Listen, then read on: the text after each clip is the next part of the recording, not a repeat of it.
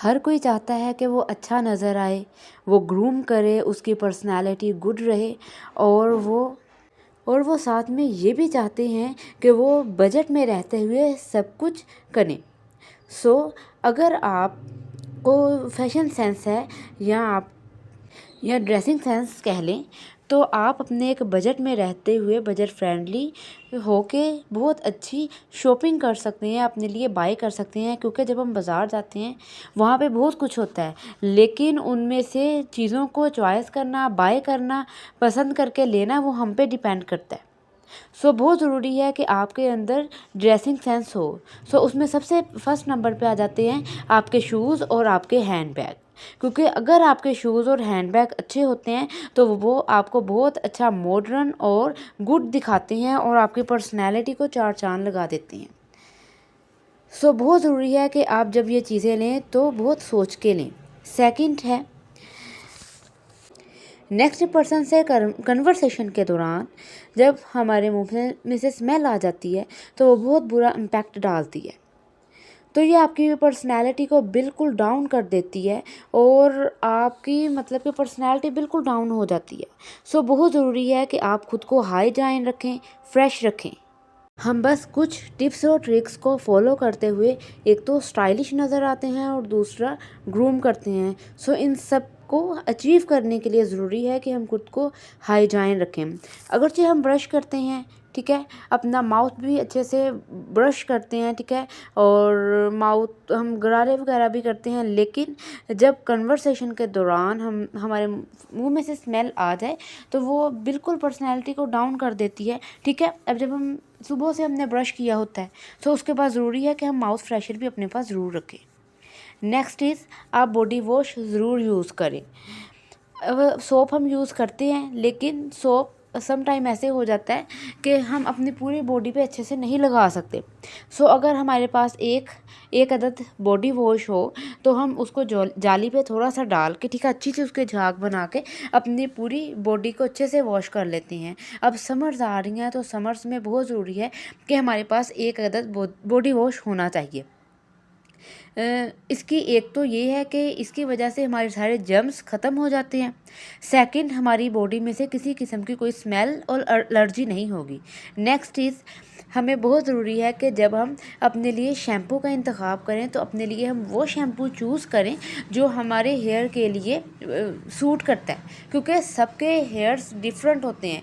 किसी के hairs, girls के हेयर बहुत थिक होते हैं, किसी के थिन होते हैं, कोई गर्ल्स के हेयर्स बहुत ज़्यादा ड्राई होते हैं, कोई गर्ल्स के जो है वो नॉर्मल होते हैं, किसी का बहुत ज़्यादा हेयर फॉल होता है।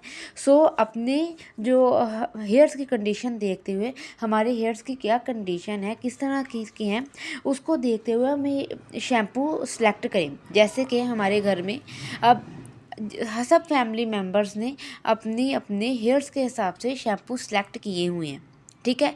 किसी ने किए हुए हैं कि उनके किस मतलब कि ड्राई हेयर हैं, या किसी के थिक हैं या थिन है, या किसी के ड्राई नहीं है। मतलब कि उन सब को देखते हुए ज़रूरी है कि हम जब शैम्पू की सिलेक्शन करें तो हम उस हिसाब से करें। पहले तो पैंटीन भी बहुत अच्छा शैम्पू है, लेकिन पैंटीन शैम्पू में भी बहुत से फ्लेवर्स हैं, ठीक है।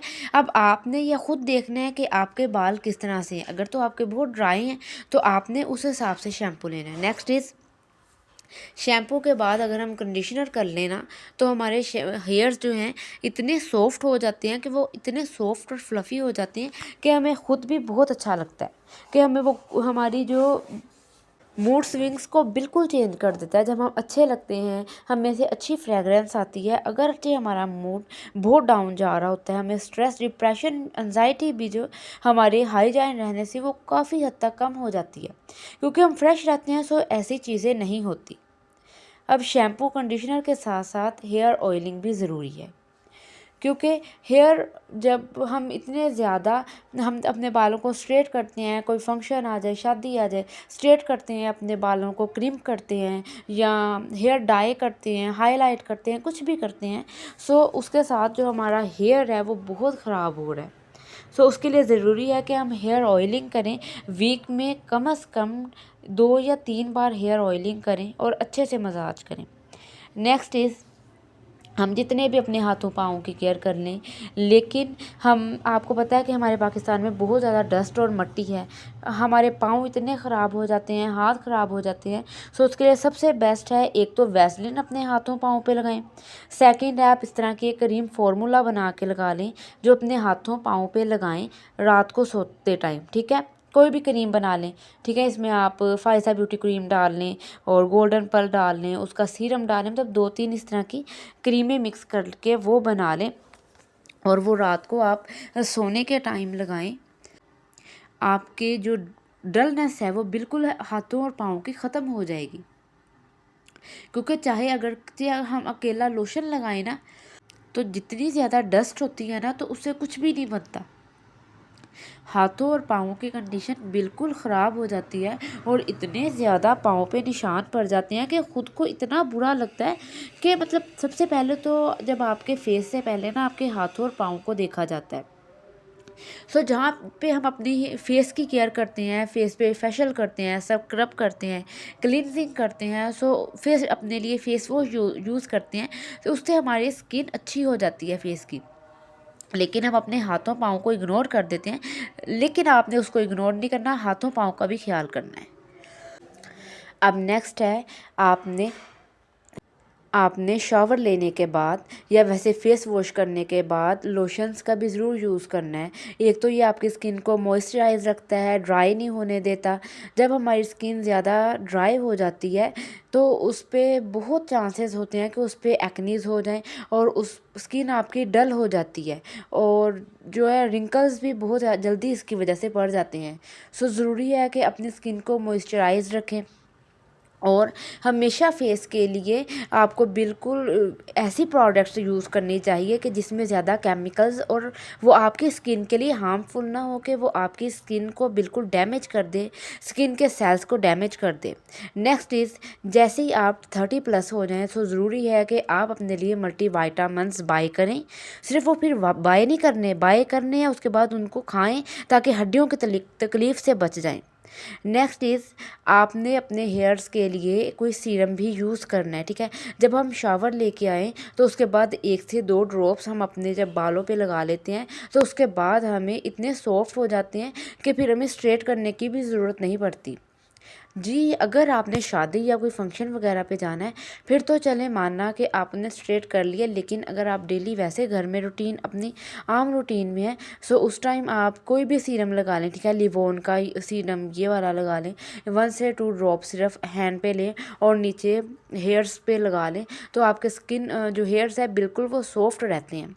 क्योंकि हेयर स्ट्रेटनर और इतनी मशीनें अपने हेयर के लिए यूज़ हम करते हैं ना, सो ये अपने हमारे हेयर्स को डैमेज होने से बचाता है। क्योंकि हमारी पर्सनैलिटी को 4 चाँद जो लगाते हैं ना, वो हमारे हेयर्स ही होते हैं। और लेकिन आप ये भी ज़रूर ट्राई करें कि आप ज़्यादा केमिकल अपनी हेयर्स पे यूज़ ही ना करें, केमिकल्स वाली चीज़ें, ठीक है। और नेक्स्ट है कि जब भी आपने अपने हेयर को स्ट्रेट करना है उससे पहले ये सीरम लगा लें, आपके हेयर डैमेज नहीं होंगे इंशाल्लाह। अब जहाँ पे हम इतनी ज़्यादा चीज़ें बाय करते हैं वहाँ पे ज़रूरी है कि हम अपने लिए एक फ़ेस वॉश भी ज़रूर बाय करें। अब हमारी मदर्स क्या करती हैं कि ठीक है, वॉशरूम गई हैं, वैसे ही जाके तो जो भी सोप है उसके साथ अपने फेस वॉश कर लिया, ठीक है। आपने याद रखना है, जो हमने वॉशरूम में सोप रखा है ना, वो हमारी हैंड वॉश के लिए है, हमारी बॉडी वॉश के लिए हो जाएगा, लेकिन हमने अपने फेस के लिए वो यूज़ नहीं करना। इससे वो हमारे फेस की स्किन बहुत सॉफ्ट होती है, आपके फेस की स्किन को वो ख़राब कर देगा। उसके लिए कोई भी एक फेस वॉश बाय करें, वो यूज़ करें। नेक्स्ट इज़, आपने अपने लिए, अब मौसम भी चेंज हो गया है, तो मतलब मौसम चेंज होने का मतलब है कि मौसम ऐसा हो गया कि आपको नज़ला, खांसी, ज़ुकाम बहुत हो रहा है। तो अगर आप कोई भी एक कहवा यूज़ कर लेंगे तो वो आपको नज़ले ज़ुकाम से बचाएगा।